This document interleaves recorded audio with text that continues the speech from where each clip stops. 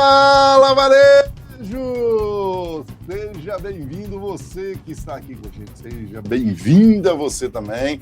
Para você que está no modo aí Spotify, faz o seguinte, vai dando as 5 estrelinhas e também vai nos comentários. E para você que está aqui no nosso canal no YouTube, faz o seguinte, compartilha e também curte e se inscreva no canal. Hoje eu tenho um convidado super especial no nosso bate-papo do varejo, que vai trazer um tema que agora em 2026 vocês vão perceber a necessidade. Por isso que a gente sempre está aqui entregando para você informações que podem mudar o conceito da sua loja, pode mudar a questão da gestão da sua loja, pode mudar até o seu setor comercial. O tema hoje promete para você. E o meu convidado e amigo aqui do peito, conheci, depois eu vou contar um pouquinho como que eu conheci ele, mas o Weber, que está aqui, Weber Alves, eu consegui um espaço na agenda dele para que ele estivesse aqui conversando com a gente, batendo aquele papo com a gente. E é raro, tá, gente? É difícil, porque a agenda do cara não para, mas ele precisava entregar essa ferramenta para a gente aqui. E nós precisamos conversar sobre isso. Weber Alves está aqui comigo, além de consultor, como eu conheci ele muito, ele é um advisor, né? Ele está falando sempre isso, um conselheiro do grupo MI7. Weber, muito obrigado pela sua presença, muito obrigado por você estar aqui conversando com a gente nesse bate-papo do varejo. Seja bem-vindo, meu amigo. Eu que agradeço, Ederson. Sempre um grande prazer falar contigo, falar de varejo, esse assunto que pulsa na nossa veia, né? Não tem como. A gente tenta fugir disso, mas até nos encontros do final de semana a gente está falando sobre isso de novo. Mas é sempre muito bom rever você, falar com as pessoas que a gente conhece e que estão aí precisando de informações, né? É muito bom compartilhar um pouco daquilo que a gente tem visto, vivido aí no mercado. Obrigado pelo convite. Eu que agradeço a sua presença. Varejo está na veia, né? Está aqui, não tem jeito não, né? Está na veia, não está? Não, aqui, para quem é do varejo, é cachaça, gente. A gente fala que isso é cachaça. Sai, volta, pensa, não, está voltando. Eu conheci algumas pessoas, Weber, que eles entraram assim do varejo, depois saíram. Não, estou cansado, não quero mais mexer. E quando pensou que não, eles estavam em outra área, né? Aí pensa, passa um tempo, quando pensa que não, mas você voltou para aqui? Eu falei, voltei, cara. Eu não consigo. Parece que é um imã. Eu não sei se você, Weber, mas às vezes eu entro dentro de uma loja no supermercado fazer compra, ou numa loja de acessório, num pet shop, ou até na farmácia. As pessoas me perguntam as coisas. Você trabalha aqui? Eu falei, cara, parece que está estampado, né? Coisa estranha. Eu chego a desconfiar que a gente acabou sendo viciado em adrenalina, porque é tanta coisa acontecendo ao mesmo tempo, né?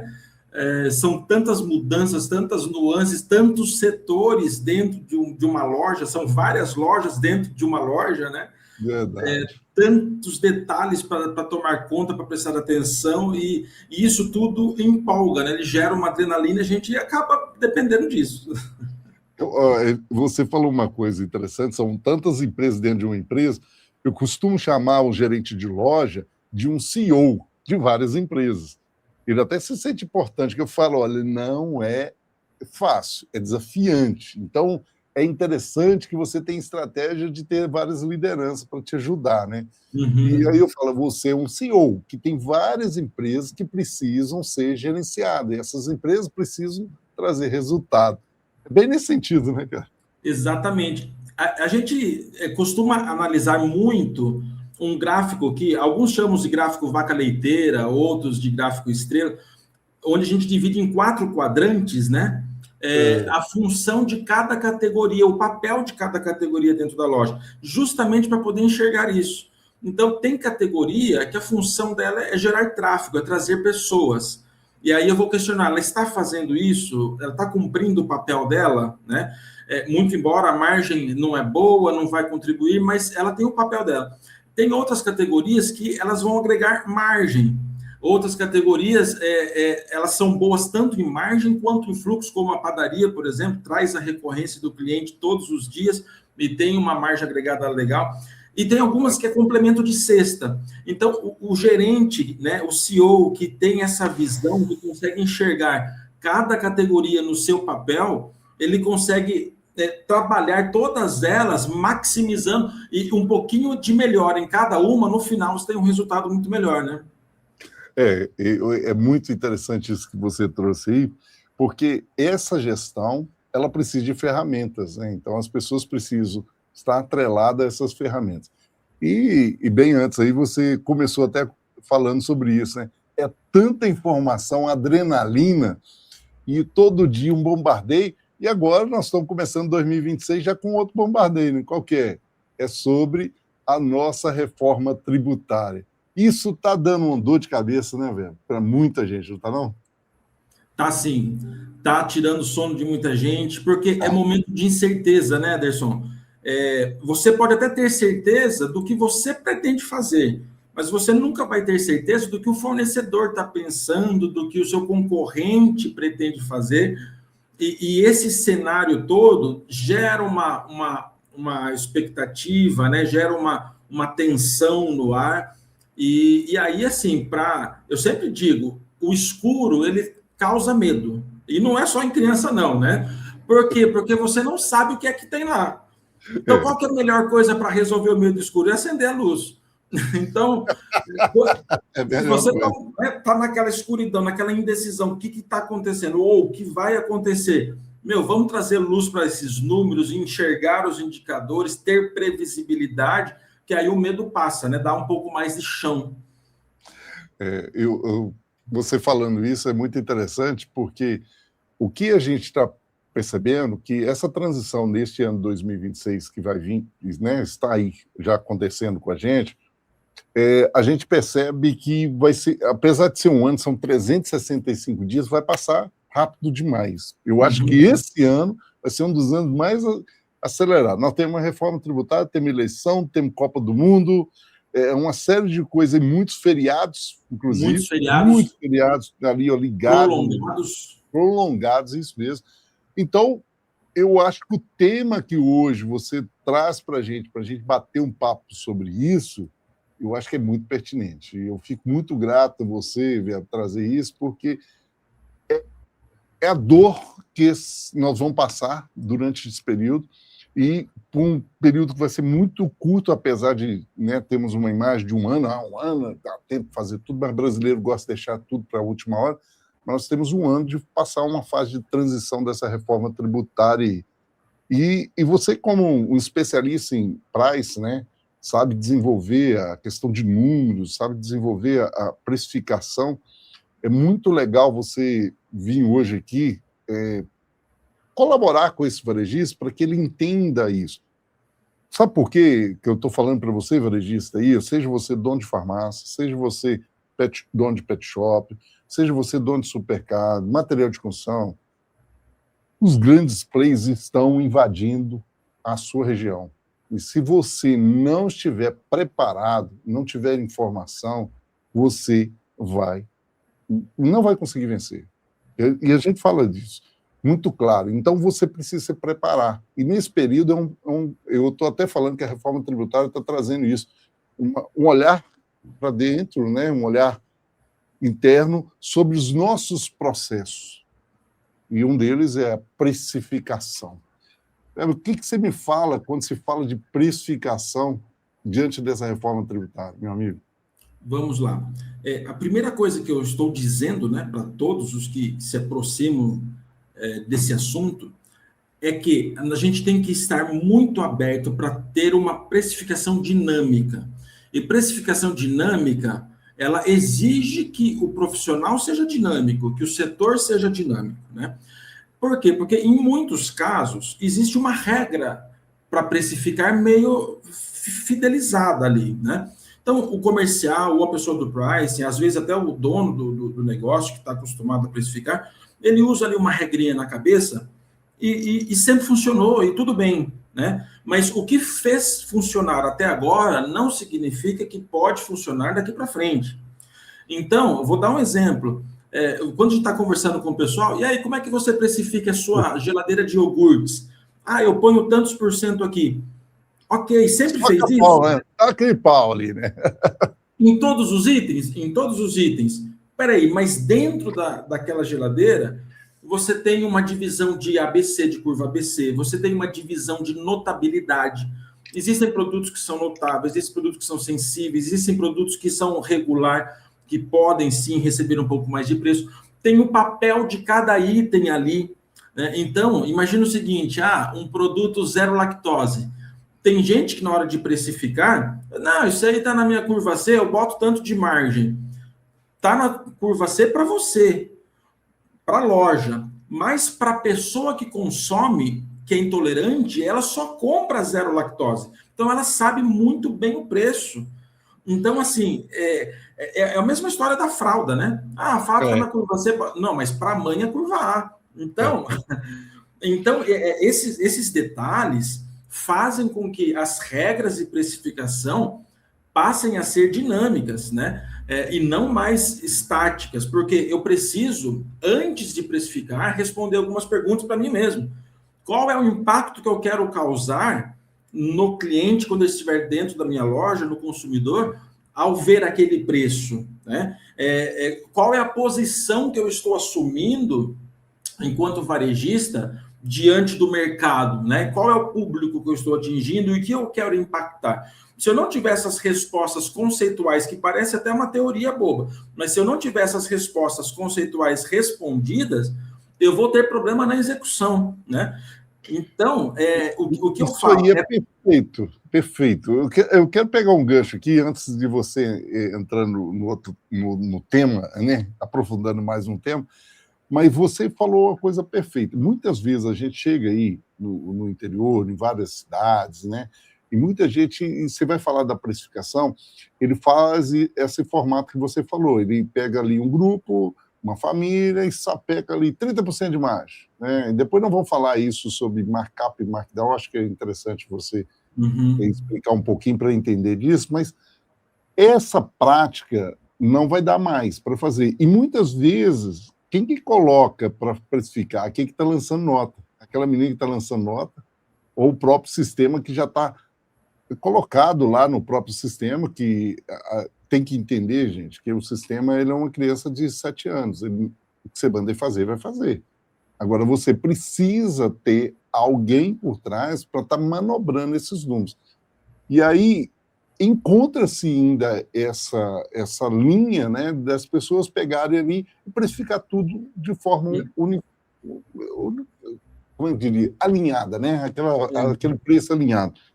E aí você falou uma coisa que é interessante, que você falou assim, olha, vamos pegar aqui para aquele produto com relação a um produto que pode ser notável, né? Para uns são, para outro não são.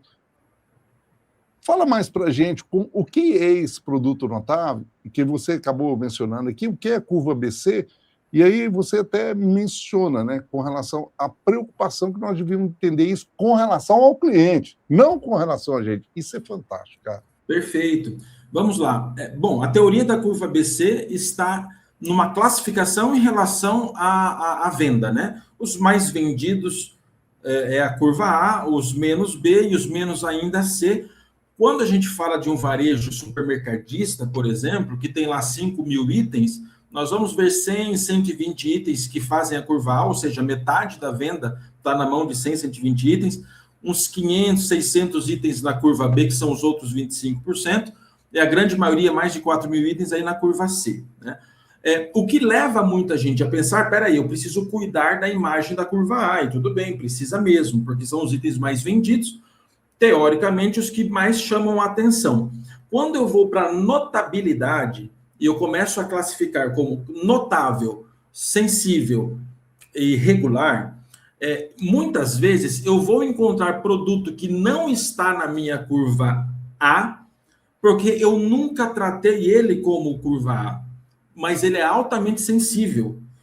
Sensível pelo nicho que ele atende, né? Pelo público que consome e sabe o preço, né? Mas, como vende pouco, eu considero como curva C, nunca tratei isso como curva A e jogo o preço dele lá para cima. Isso fere a imagem do cliente que consome aquele produto, né? Então, quando eu faço a notabilidade, existe uma fórmula que, inclusive, o McKinsey publicou, tal, mas a gente usa isso e considera algumas nuances também. Além do movimento de venda, a penetração em cupom, quantas vezes o item aparece em cada cupom, de cada 100 carrinhos, quantos que o item está lá dentro, enfim, tem uma série de cálculo, mas existe muito uma questão regional. Então, peraí, eu estive numa região, uma ocasião, na tua terra, maravilhosa Minas Gerais, só que um pouco mais lá para cima, e eu vi que o Giló, ele era um item super sensível a preço. Em São Paulo, não. É outro perfil de consumo, né? E isso vai acontecer com muitos e muitos itens. Eu sempre falo, eu uso como exemplo a Nutella, por exemplo. A Nutella, gente, qual é a pessoa que não gosta de Nutella, né? Todo mundo gosta daquilo. Eu só não compro todo dia porque é caro, né? Mas qualquer criança pede, quer, gosta. E ela é altamente sensível a preço, porque você sabe quando ela baixou o preço, opa, agora eu vou botar na minha compra aqui, vou levar para as crianças. Não, está com preço normal, não dá para comprar isso, não. Ela é altamente sensível. Se a gente for olhar na curva BC, está na curva C, mas ela é altamente sensível a preço. Então, quando eu olho, e qual é o certo? As duas formas são corretas, né? São janelas que me dão óticas diferentes para olhar para o mesmo assunto. Então, quando eu olho pela ótica da curva BC, eu olho pela ótica da minha notabilidade, eu começo a criar regras de margem e de preço para esses itens, né? E isso está muito relacionado ao público. Houve um tempo, Ederson, que aqui, pelo menos aqui no interior de São Paulo, tinha uma marca de gin que ficou muito, assim, estava na moda, né? Muito conhecida e tal. Eu nem sei se é assim que se pronuncia, mas é o Tanqueray, gin Tanqueray, eu acho que é isso. E eu lembro que as pessoas, os mercadistas pagavam R$99 quando comprava bem, né? E o preço de prateleira, todo mundo vendendo a 149. Não, você aí vende uma, duas garrafas de vez em quando, tal. Essa é a margem, né? Botava lá 50 de markup e vai dar 33 de markdown, né? E essa é a minha margem. Tá, ok. Quem é que consome isso? É o público jovem, o público de balada, que está acostumado a comprar e sabe o preço decor desse produto em todas as lojas da cidade, nas adegas, em tudo, né? Aí eu peguei uma ocasião, um cliente, e falei assim, vamos tratar ele como um item sensível e vamos trabalhar a 129 e vamos pensar numa conta mais simples. Ao invés de você ganhar R$49 na venda de uma garrafa, você vai ganhar 29. Né? É fácil de fazer a conta que o custo dele é R$100, 99. Redondo. Só que quantas garrafas a mais a gente vai vender trabalhando com essa nova forma de precificar? Né? Então, peraí, eu vendia 2 no mês, agora eu estou vendendo 2 caixas na semana. Opa, mudou ou não mudou? Se eu olhar só para a margem, como se ela fosse a única responsável dos meus lucros, eu jamais faria isso.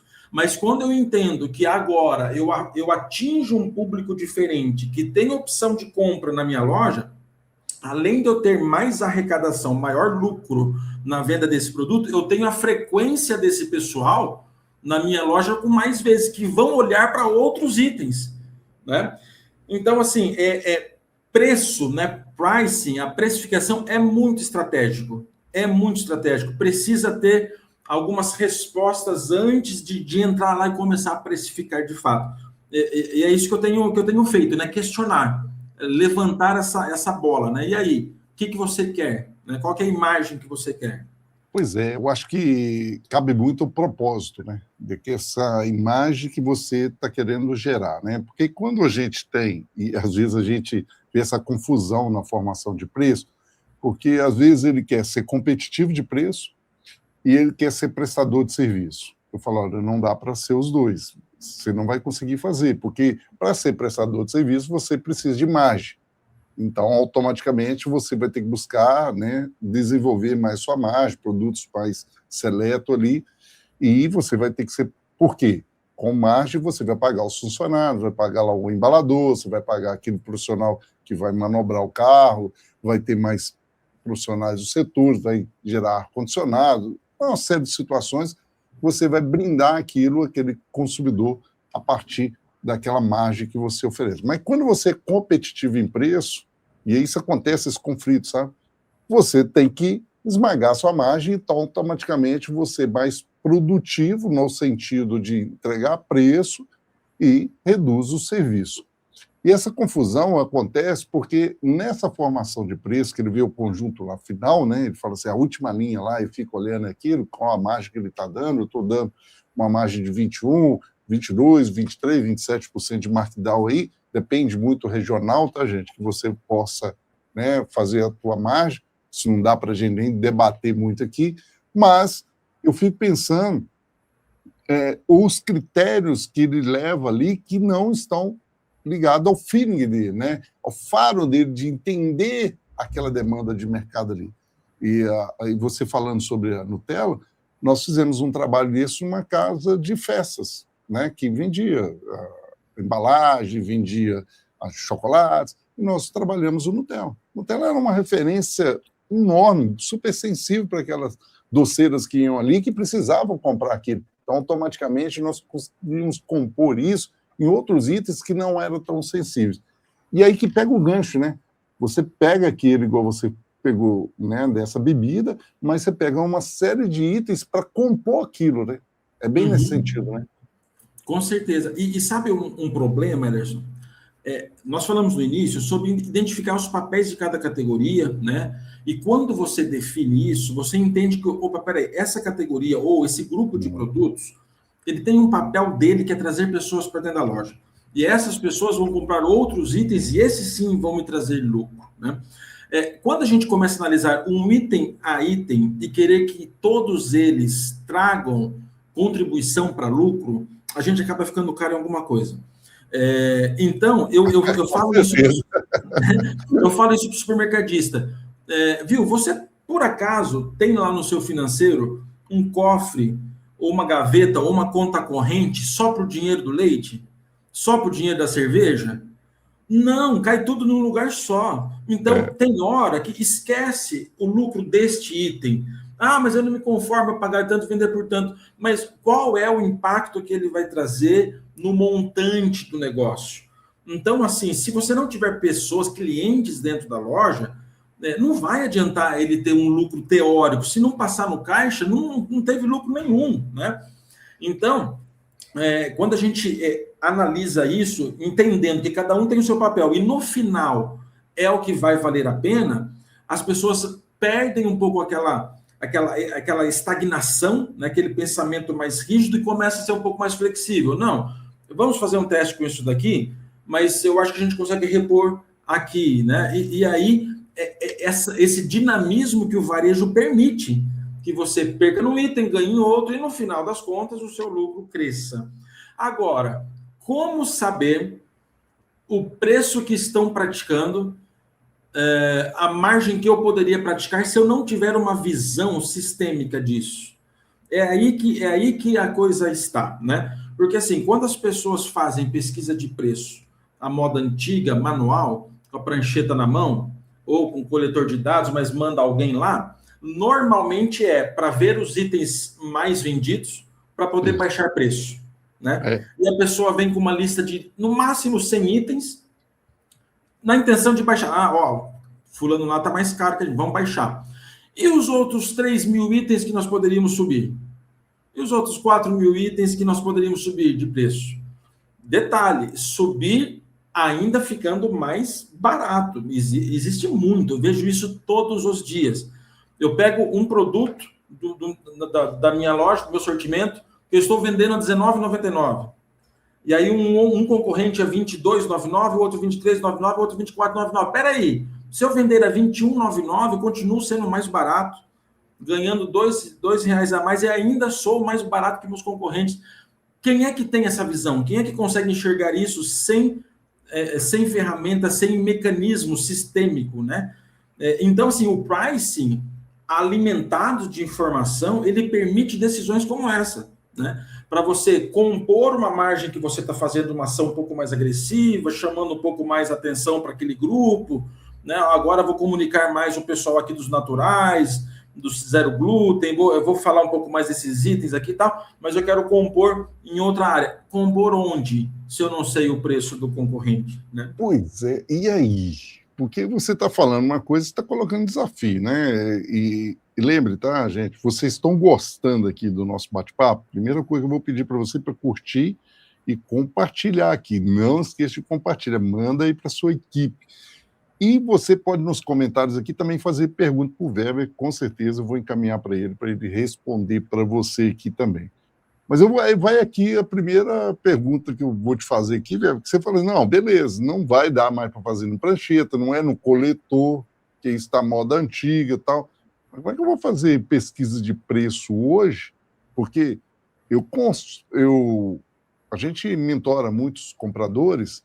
E na hora que a gente está prestando a consultoria, ou mentorando o comprador, a gente fala, como é que você consegue fazer uma negociação sem preço na mesa da concorrência? É uma coisa muito difícil, porque você está sem referência nenhuma, você só está com a referência daquele fornecedor. Então, ou seja, se ele tem hoje uma tecnologia que possa dar essa informação, isso é fantástico. Mas me conta aí, como é que faz isso, cara? É possível isso, então, eu ter acesso a mais precificação de produtos sem ir lá uma pessoa para fazer pesquisa, porque é outra coisa também, né? Às vezes vai lá, manda um profissional, cada dia manda um para fazer pesquisa, cada um tem uma visão de uma precificação, gente. Ele olha lá e fala, não, a ideia está falando aqui que é isso aqui, precifica aqui, confunde o comprador do lado de cá, né? O setor de comercial fica perdido. Mas aí, conta aí isso aí. A pesquisa, quando a gente tira o fator humano dela, você elimina uma grande probabilidade de erro, né? Porque as pessoas erram mesmo e faz parte, né? Nesse sentido, de olhar para uma gramagem diferente, um produto que leve mais, pague menos, bandeja, não é quilo, 5 quilos, não é 1 quilo, enfim, essas coisas acontecem. Né? Se o próprio consumidor tem dificuldade de identificar preço, muitas vezes, na gôndola do supermercado, imagina, às vezes, um profissional diferente. E outra coisa, nós estamos falando o tempo todo aqui sobre o dinamismo do varejo. Eu tenho clientes que eles mudam o preço, as ofertas elas são diárias, todo dia é uma oferta diferente. Eles não têm mais, a concorrência, a praça onde ele está, não permite mais um tabloide de segunda a quinta, nem de sexta a domingo, 3 dias já é muito tempo para eles, então é diário. Então, como que eu vou fazer uma pesquisa, gastar um tempão de alguém lá hoje, amanhã já não é mais aquele preço, né? Então, a pesquisa que a gente fornece, né, o Grupo M7 nasceu como uma startup, fazendo web scraping, que é busca do dado na internet. Então, todos os dados que estão disponíveis na internet é de domínio público, todo mundo tem acesso. Então, a gente pega o preço dos e-commerces, né? Então, todo mundo que tem uma loja virtual, a gente consegue coletar o preço de todos eles, né? E aí a gente importa esse dado para dentro do ERP do cliente. Seja lá qual ERP for, a gente faz integração, tem parceria com diversos ERPs. Então, o comprador, ele começa a comprar, fazer o pedido dele, no ato do pedido, ele está vendo ali já o preço que está sendo praticado daquele produto em 2, 3, 4 concorrentes. Existem cidades que isso já aconteceu. Que fala assim, olha, a minha cidade é pequena, eu não tenho nenhum concorrente que tenha e-commerce. Mas eu queria saber o preço da minha região, como é que está. Sabe aquele supermercado grande? Eu queria ter uma referência dele, né? Então, a gente consegue fazer isso, em alguns casos, até trazer o preço médio da região, a gente traz lá preço mínimo, médio e máximo, para ser uma referência, né? Ou do próprio concorrente. E aí o comercial tem acesso a várias telas no RP desse preço de pesquisa. E a gente entrega, além disso, dashboards que vão entregar informações. Como essa, eu estava antes de ontem num cliente aqui e mostrei para ele, olha, você tem 1.118 itens que estão mais barato do que o mais barato. Vale a pena? Vamos dar uma corrigida para cima nisso daqui? E aí, assim, cliente que sobe margem.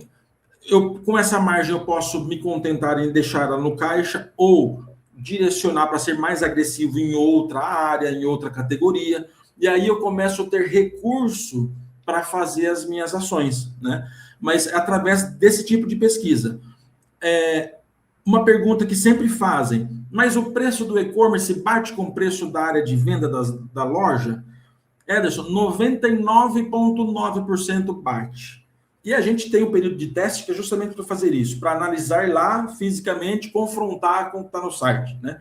Raríssimas exceções tem lá um percentual, então é tantos por cento a mais no site do que na loja. E quando a gente encontra esse percentual, trabalha ele também. Mas 99,9% é o mesmo preço que está disponível no e-commerce, é o preço que está na prateleira. E isso dá uma condição monstruosa da pessoa. Não só ter o preço para poder fazer o seu preço de venda, mas conhecer o mix. Qual é o produto que ele tem que eu não tenho? Quais são, né?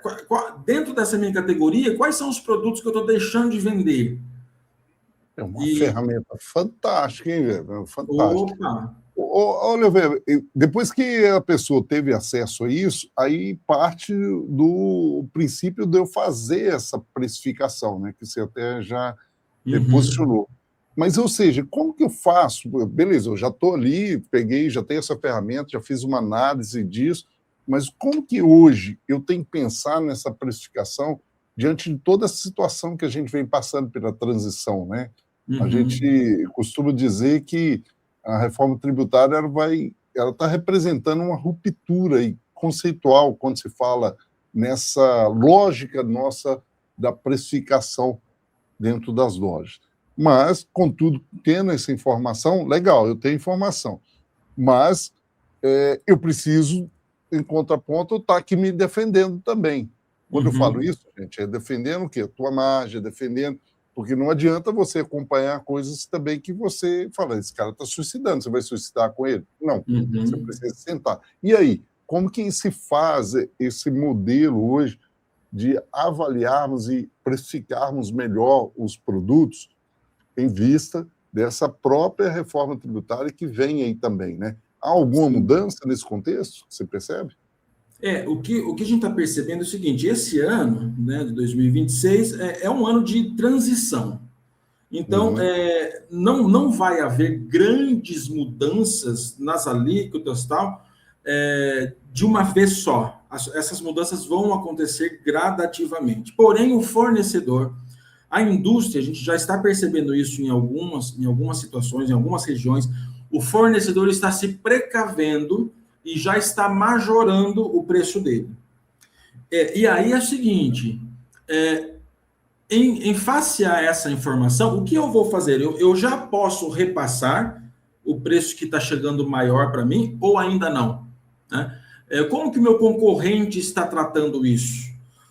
Então, é a mesma coisa. A gente teve um momento aí que houve uma alta do café, né? O café disparou. E todo mundo ficava atento no café. Peraí, eu posso subir? Todo mundo já subiu? Não, eu tenho que subir, porque não dá. Eu preciso manter aqui. Agora, começou a cair.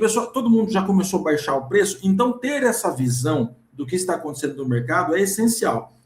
Agora, se a gente ter essa visão diariamente, é mais importante ainda. Quando eu falo do café, do que aconteceu com o azeite, a carne na época do tarifaço lá para os Estados Unidos, que subiu, depois já baixou, enfim, são movimentos que sempre exigiu a atenção do varejista, mas eram poucos itens que estavam ali, era fácil de controlar. Agora, numa mudança de tributação em nível nacional, onde milhares de itens podem sofrer essa mudança, né?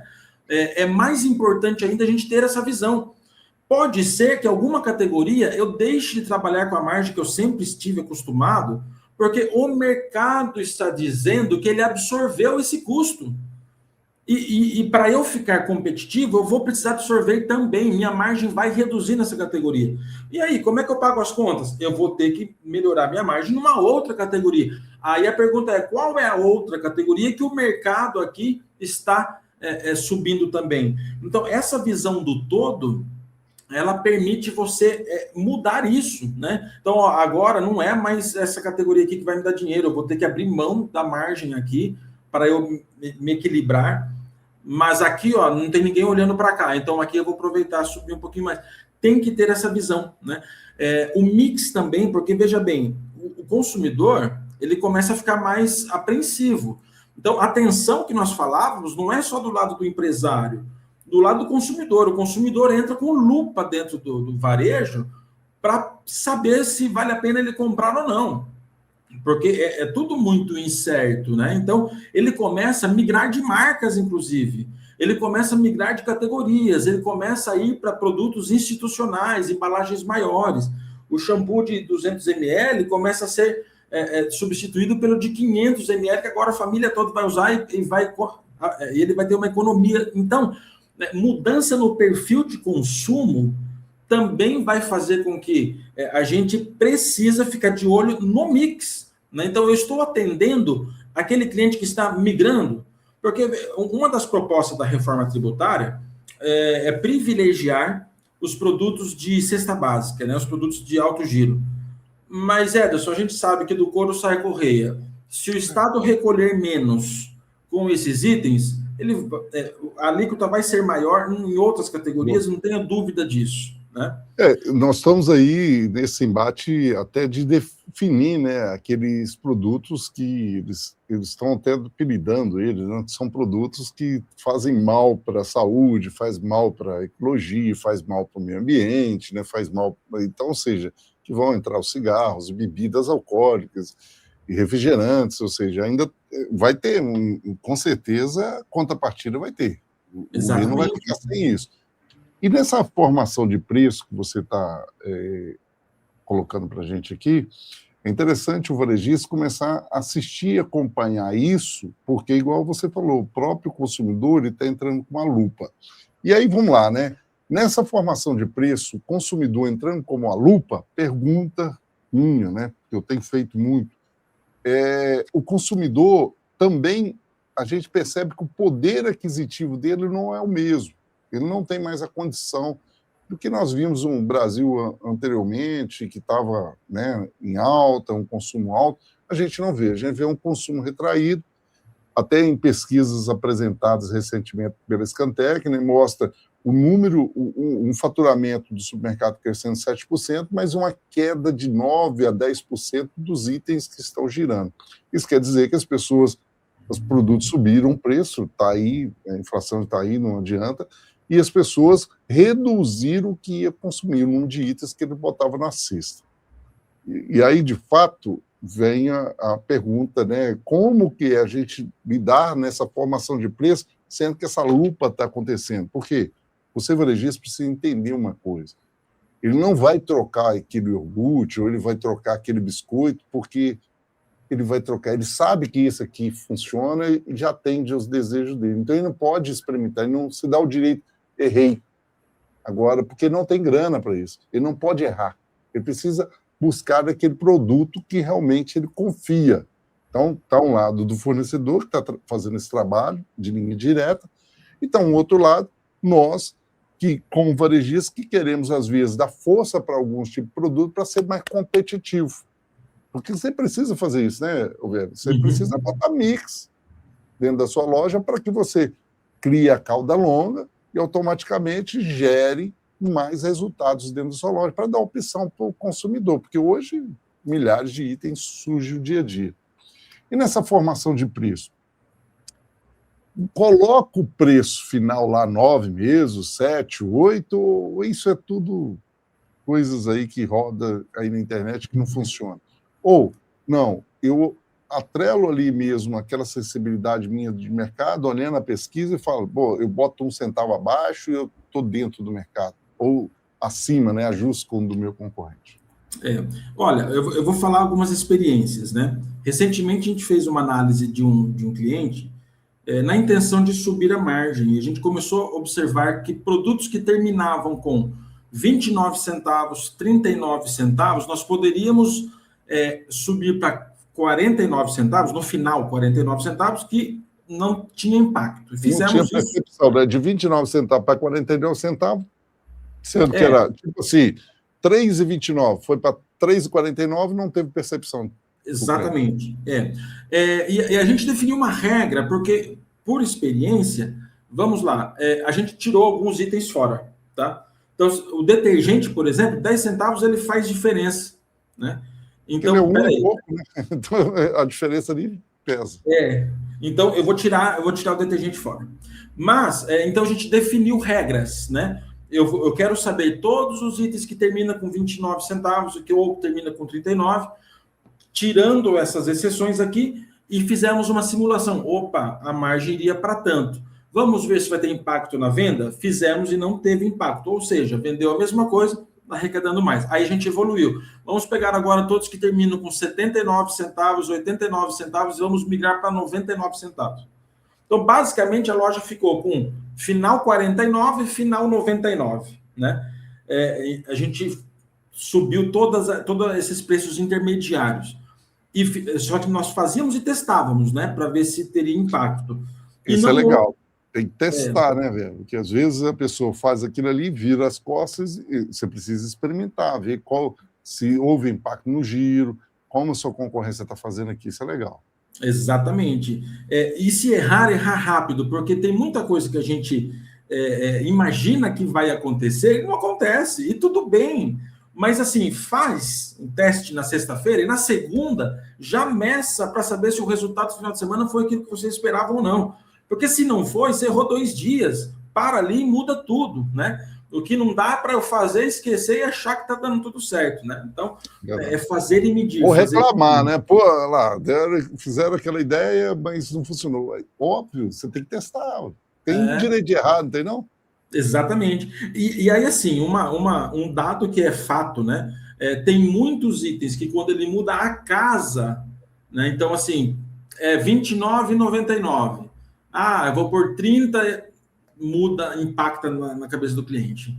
Então, até aquela margem que fica como referência, né, cadastrada lá no sistema, para a gente olhar para ela e se referenciar, muitas vezes eu vou olhar para aquela margem e vou pôr o produto a 30 e 29.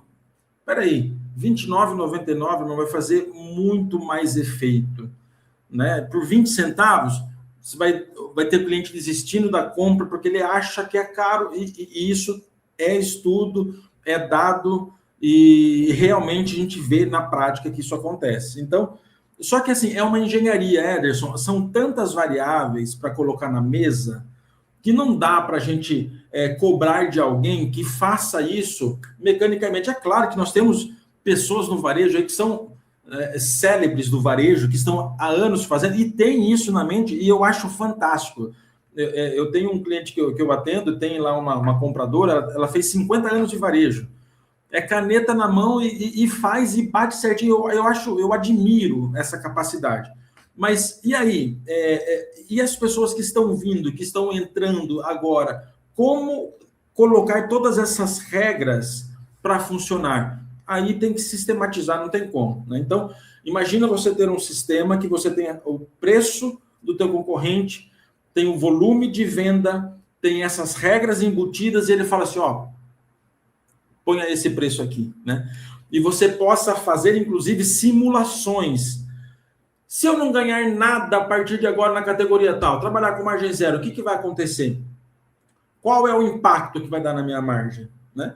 É legal fazer simulações, né? Opa, peraí, se eu trabalhar nessa categoria, nesse preço aqui, eu acho que é legal e é necessário, porque existem categorias que têm incentivo. Então, por exemplo, hortifruti, que tem, né? Até então existe um incentivo, mas a tendência é que esses incentivos não aconteçam mais ao longo dos anos até 2032. Peraí, se ele ficar mais caro e eu precisar abrir mão de margem nessa categoria, o que vai acontecer com o todo, né? Muito bom você falar isso, porque o Weber traz um tema que é interessante, é simular, gente. A gente fica aí preso a compradores do setor comercial que ele só sabe comprar ali, ou seja, a gente brinca, tirador de pedidos, ele não consegue ter tempo para montar a estratégia. Então precisa ter horário para a estratégia, você precisa simular, você precisa desenhar isso, porque isso é o teu futuro. Na concorrência que hoje nós temos dos grandes players, os grandes players têm muito mais, um back-office muito mais forte que o teu. Então você precisa se estruturar com o que tem, mas entender que isso é um investimento que vale a pena, porque ele te traz retorno. Ou seja, trazer a tecnologia, igual o Weber está contando para a gente aqui, fantástico. Olha, como é que eu tenho acesso? Depois eu vou perguntar para ele como é que a gente tem acesso a uma ferramenta dessa de pesquisa.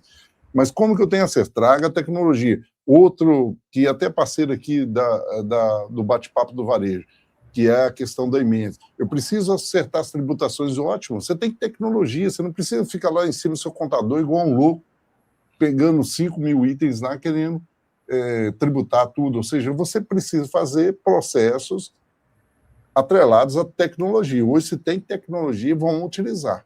Né? A gente até brinca, assim, um dos pontos que hoje tem que ter investimento, gente, tecnologia, self-checkout, tabela de preço que seja digital, né? Nós precisamos pensar na precificação mais digital, precisamos pensar numa forma de buscar agilidade, porque, igual o Weber falou, tem cara aí que tem 3 dias, já, o panfleto dele é 3 dias.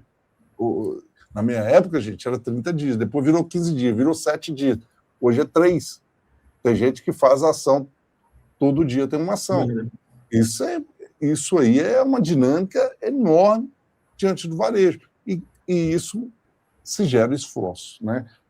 Olha, Weber, só pegando um espacinho aqui para a gente falar dos nossos parceiros aqui, que sempre apoiam aqui o Bate-Papo do Varejo. Eu quero falar aqui da Digimarc. A Digimarc é uma empresa que sempre está aí com solução, por exemplo, coletores, monitor, impressora, balanças da Toledo. É só entrar no grupo digimarc.com.br, você vai ter solução aí para a sua loja.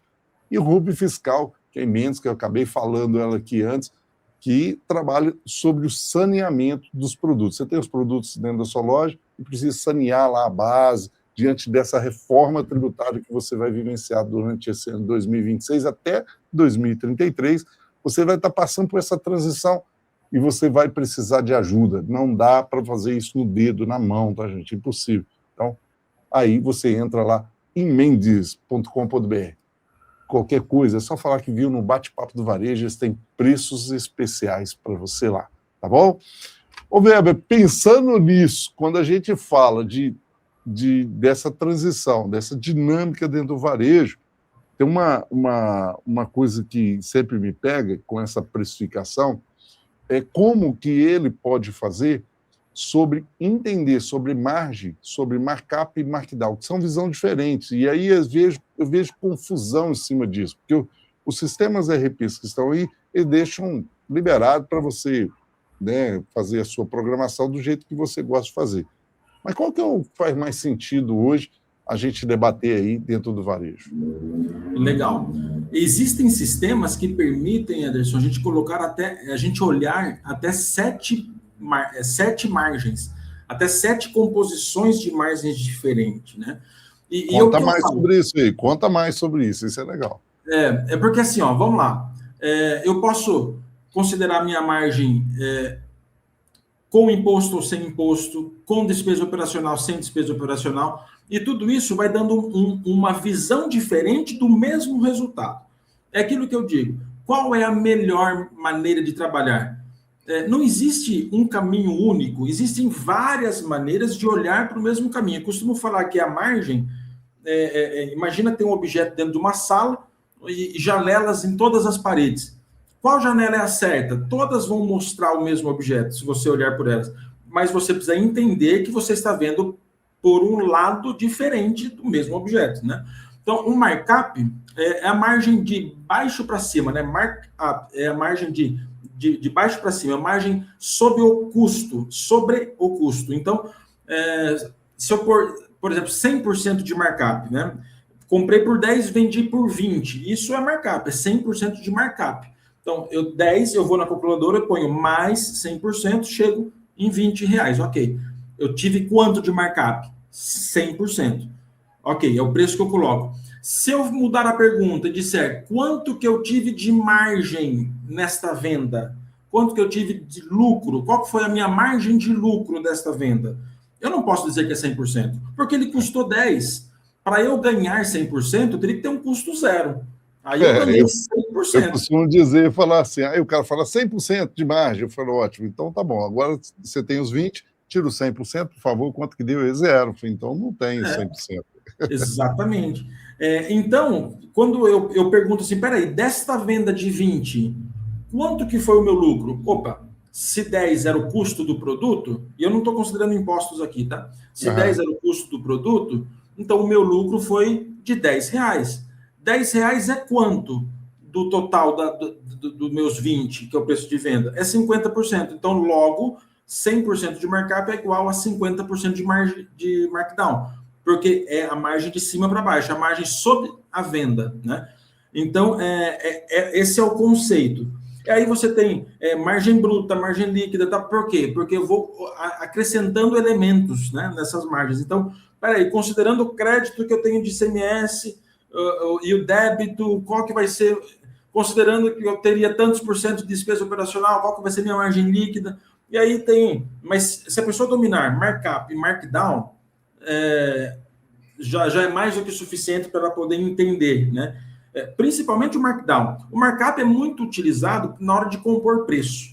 Eu estou acostumado a pôr 70%, 60%, 50% nesse item aqui, e tudo bem, pode continuar usando, mas entendendo que ele vai te dar tantos por cento de markdown, porque na hora de fazer uma apuração de lucros numa DRE, é o markdown que vai aparecer lá, né? Então, peraí, a minha margem foi essa. A partir dela, agora eu começo a pagar todas as minhas despesas, até chegar lá no meu lucro líquido. É muito bom. Você está gostando? Então você faz o seguinte, compartilha. Para você que está no Spotify, não esqueça aí. Já vai lá dar 5 estrelinhas, porque o meu amigo Weber aqui merece. E para você que está aqui no YouTube, ó, curtir, compartilhe. Comente com a gente aqui se está claro para você sobre a precificação. Se caso nós não respondemos a sua pergunta no chat ou nos comentários aqui, daqui a pouquinho nós vamos responder para você. Ô Weber, quando a gente fala dessa, né, você olha lá a precificação, olha o concorrente, olha lá, que é um mecanismo legal que busca, né, a internet e tal, mas alguns produtos eles podem ficar fora disso, né? Pode não estar lá, você pode não encontrar, pode ser um produto regional, e aí, qual o critério que você utiliza para precificação quando a gente fala assim, por categoria, diríamos, o açougue, a padaria, os cereais ali, existe algum critério que você utiliza nisso ou vai mesmo pelaquela sensibilidade que você falou de produto? Obviamente, a gente tem uma tabela, né, onde existe uma margem por categoria, uma margem padrão da categoria, vamos dizer assim. E aí, tudo que acontecer fora dessa tabela são exceções, né? Então, imagina o seguinte, nessa categoria, o padrão, ou o bom seria que tivéssemos tantos por cento de lucro. Então, essa é a minha margem referência. Agora, vamos pegar uma categoria biscoito. Biscoito, minha referência é que ela me dê 30% de lucro, markdown, né? 30% de markdown. Ok. Mas, porém, contudo, dentro do biscoito, quando eu começo a mergulhar na categoria biscoito, eu vou ter produtos que eu não posso ter mais do que 15% de margem, outros 20%, outros eu vou ter 50%, 40% de markdown, né? A composição geral vai ficar dentro daquilo que eu estabeleci, que seria os 30%, né? Por exemplo. Mas aí dentro dessa categoria que eu vou usar a notabilidade, né, a presença daquele produto em cupom, se o meu público é um público que olha para aquele item ou não, e eu vou criar as minhas regras internas para poder precificar. E essas regras internas, elas são criadas, de novo, debaixo de simulação. Então, a gente simula, peraí, se eu praticar isso, como é que fica a minha categoria? Opa, minha categoria de 30% sobe para 33%. E eu, mesmo assim, eu consigo ficar competitivo no biscoito recheado e no laminado lá de 400 gramas, por exemplo. Opa, legal. E eu vou conseguir vender esses outros itens? Então, tudo isso são simulações. Mas é importante ter essa base. Então, peraí, quanto que eu preciso ter de margem nesta categoria? E aí a gente mergulha dentro dela e a gente vai fazendo simulações para saber se é possível compor aquela margem. E como que eu... Oi? Não, eu acabei intervindo você, até porque o comprador ele precisa ter uma métrica para ele seguir, né? Senão ele fica perdido na formação de preço. E aí, o que a gente faz? Depois que a gente definiu essa regra, então vamos lá, biscoito é 30, mas eu não vou botar 30 em todos os itens. Ok. Né? O wafer vai ter tanto, recheado tanto, esta marca de recheado é tanto, dentro da mesma categoria eu tenho marcas que são mais importantes do que outras e mais notáveis, né? Então, considerando a notabilidade, considerando a categoria, aí eu vou delimitando. E aí a gente pega essa nova régua de margem e imputa de novo dentro do RP. Opa, agora sim, quando eu estiver comprando um wafer da marca tal, eu sei que até 40% é legal, dá para chegar. Quando eu estiver comprando um recheado da marca tal, eu não posso passar de 18, por exemplo, de 20. Então a gente consegue pegar esse mecanismo todo e parametrizar dentro do RP ou do software de pricing que a pessoa tiver, né? Mas encontrando uma lógica em tudo isso, né? Tem que ter uma lógica, isso tem que ser discutido. É discutido uma vez só. É um trabalhinho chatinho, porque é simulação, é uma engenharia de preço, mas uma vez que você fixou aquilo, ele virou um parâmetro, né? E aí é só acompanhar para saber se está fazendo sentido ou não, né? Medindo se aquilo que a gente desenhou está acontecendo na prática. Muito bom. Aí eu quero já ir para o final aqui, porque eu sei do seu tempo, a sua agenda aí, e você já me falou sobre ela, mas eu quero fazer algumas perguntas para você, mas eu tenho um debate que o pessoal pergunta para mim, qual é a margem ideal? Qual é a margem que eu devo ter? Eu sempre falo, talvez esteja falando errado, vamos discutir nós duas aqui, mas a margem, para mim, é o que realmente atrela ao negócio dele. Se puder ganhar mais, ótimo. Mas você tem que ver a competitividade que você tem, qual mercado que você está, por exemplo. A gente vê isso, uma margem diferente em grandes centros, diferente do interior. São margens diferentes, óbvio que são, gente. Perfeito. Entretanto, a margem ideal para você é que realmente pague as contas e dê lucro. Porque a margem é para pagar a conta, gente. Entenda isso. A margem é para pagar a conta e dar lucro. São duas coisas. O mais difícil aí é dar lucro. A parte mais difícil.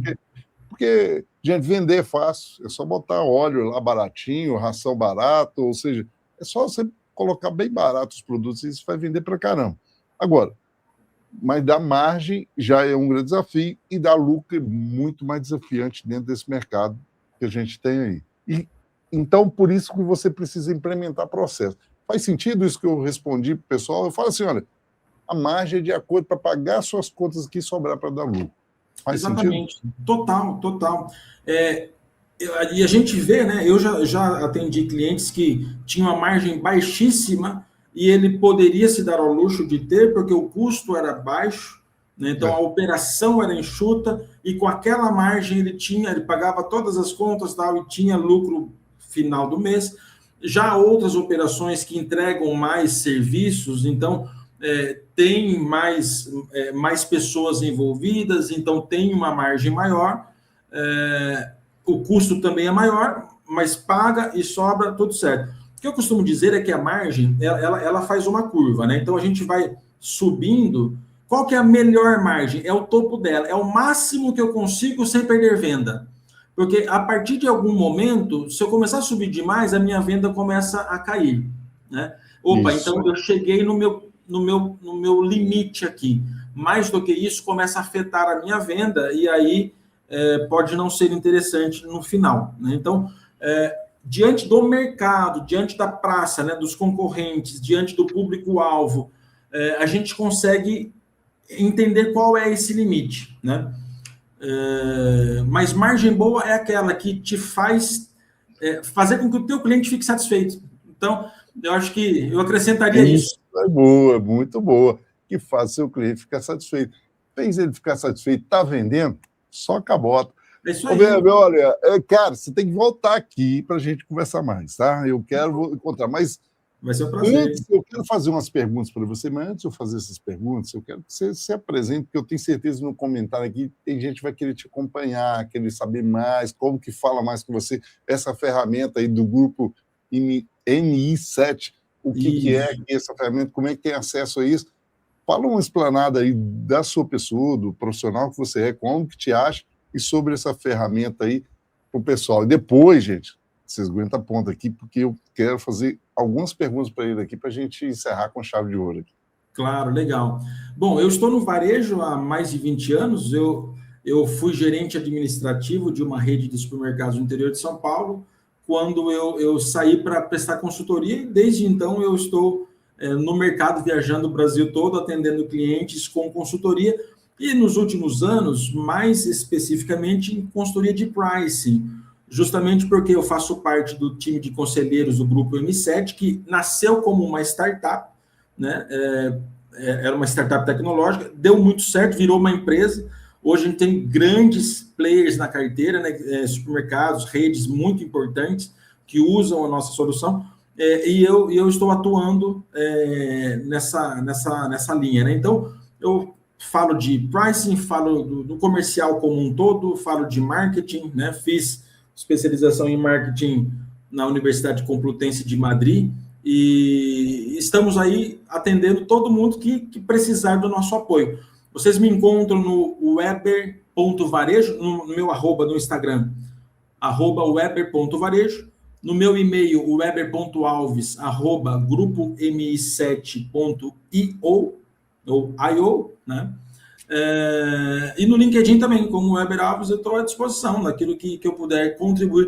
E outra, não se preocupem, eu vou entrar em contato, ele vai achar que eu tenho que contratar. Não é nada disso, a gente gosta de bater papo, de falar, de dar opinião. Não, esse aqui, eu assino embaixo. Eu falo com vocês que é uma pessoa fantástica, é acessível, explica muita coisa. E eu conheci ele nessas andanças mesmo, encontrando com ele em São Paulo e tudo, e a gente topou, e é um profissional que, aonde ele presta consultoria de pricing, você pode ter certeza que você vai ter uma boa assistência. Cara, que eu recomendo para você. Ô, Weber, aqui, ó, fazer a pergunta para você aqui, perguntinha básica. O que o supermercado precisa rever primeiro no mix para 2026? Prepare essas perguntas para ele, tá, gente? O que o supermercado precisa rever aí, rever primeiro no mix para 2026? Esse ano ele vai arrebentar. Perfeito. Primeira coisa é saber se o mix está atendendo o público-alvo e se a mudança de tributação fez com que encarecesse demais e esse público está fugindo. Se isso começar a acontecer, então existe um indicador chamado quantidade de tickets. Se a sua quantidade de ticket começar a diminuir em uma categoria específica, é ali que você precisa rever o mix. Porque ou as suas marcas estão sendo substituídas por marcas mais econômicas, ou as suas apresentações, os tamanhos das suas embalagens estão sendo substituídas, ou o mesmo produto está sendo comprado na concorrência. Então, fica de olho num indicador chamado quantidade de ticket dentro de cada categoria, né, que vai medir a penetração dos itens dentro dos tickets. Muito bom, hein? Olha, só para você ver, você pegar isso, nós já até debatemos isso aqui, né? Falando sobre a Scantec, o que aconteceu com relação a isso dentro do mercado do ano passado para esse ano. A gente percebeu muito isso aí. E tem que ir fazendo essa categoria ajuda muito, né, Vera? Porque aí o que acontece? Você identifica ali, trabalha aquilo e entenda esses pontos que você falou aí. Rapidamente, Anderson, deixa eu só acrescentar um negocinho aqui que eu acho que é importantíssimo. Eu falo que só existe duas maneiras de a gente vender mais. Ou é vender mais para mais pessoas, quando eu aumento a quantidade de ticket, ou quando eu vendo mais para as mesmas pessoas, aumentando o ticket médio. Então, assim, são dois indicadores que não podem sair da mesa de quem decide. Quantidade de ticket e ticket médio. Eu estou vendendo mais porque eu estou vendendo para mais pessoas, ou estou vendendo mais porque eu estou vendendo mais para as mesmas pessoas, né? Ou os dois casos. E quando cai a venda, estão comprando menos, então o pessoal está vindo na minha loja, mas eu não estou interessante ou com o mix, ou com o preço, né, com o meu price, e eu estou espantando essas pessoas, então elas vêm, a quantidade de ticket é boa, só que elas compram menos, está caindo o meu ticket médio. Opa, isso também é uma lanterna que deve ser acesa. Recentemente eu tive acesso a uma inteligência artificial que eu achei fantástica, ela fica medindo as pessoas que entram dentro da loja, né? E dá também de medição disso, ou seja, o número de cupom que saiu, o número de pessoas que entraram, ou seja, você acaba fazendo um fluxo seu ali também para entender se as pessoas não estão achando interessante. Muito bom. Weber, o que separa quem vai ganhar dinheiro em 2026 e quem vai sofrer com todas essas mudanças que estão vindo aí, cara? Dominar números, dominar cenários, dominar simulações. É isso que vai separar. Achismo pode dar certo, mas quando você tem a certeza, vai dar certo.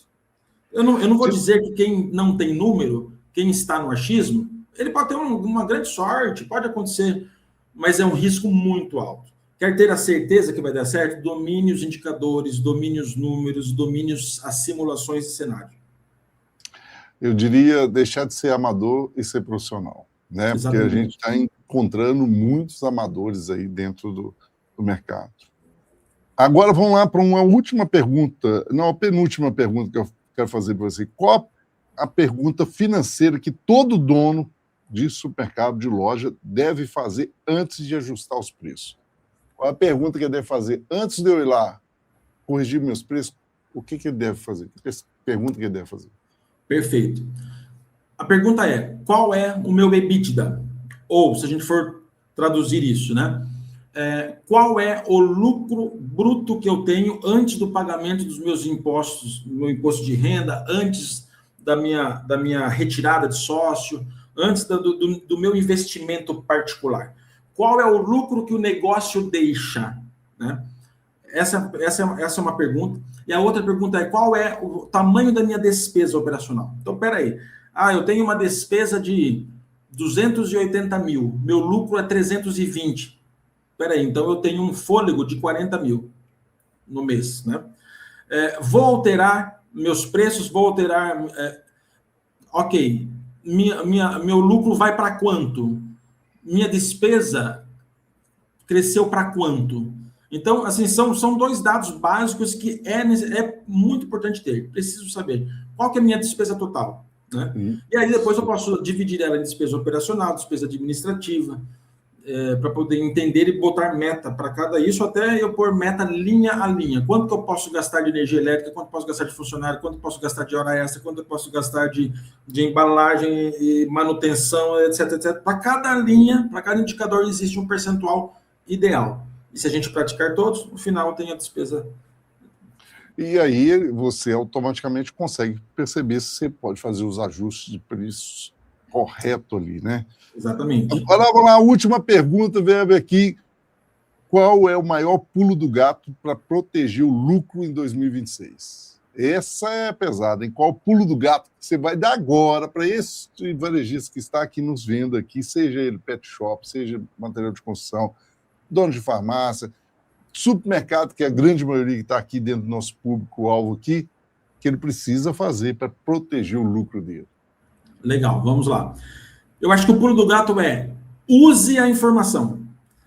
Use a informação. Ter a informação é bacana, mas usar é que vai fazer o resultado acontecer. Né? Então, use a informação. Informação de quem? Não só as suas, porque quando você compara você com você mesmo, você pode, no máximo, ser melhor do que você foi ontem, e tá ótimo.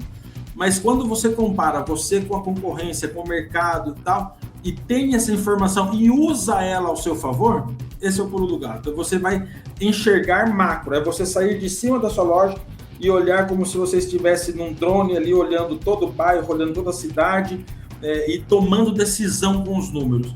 O varejo não é uma corrida de cavalo que a gente fica do lado de cá torcendo. O varejo é aquele que é aquela corrida que a gente é o cavaleiro, é o jockey, a gente está em cima do cavalo, né? Então, assuma as rédeas do teu negócio, use as informações como alavanca de sucesso, pare de torcer e vá para cima do cavalo. Isso aí, muito bom, gente. É bom demais falar com pessoas assim.